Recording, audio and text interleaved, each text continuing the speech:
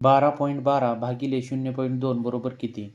तर विद्यार्थी मित्रांनो, हा भागाकार सोडवण्यासाठी सुरुवातीला आपण उभी मांडणी करूया. म्हणून 12.12 छेदामध्ये 0.2.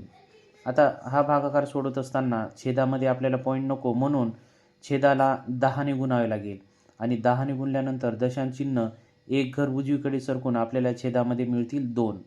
आता छेदाला 10ने गुणल्यामुळे अंशाला सुद्धा समान संख्येने गुणावे लागते, म्हणून अंशाला सुद्धा 10ने गुणूया आणि 10ने गुणल्यामुळे हा दशांश चिन्ह उजवीकडे एक घर सरकून आपल्याला संख्या मिळणार आहे 121.2.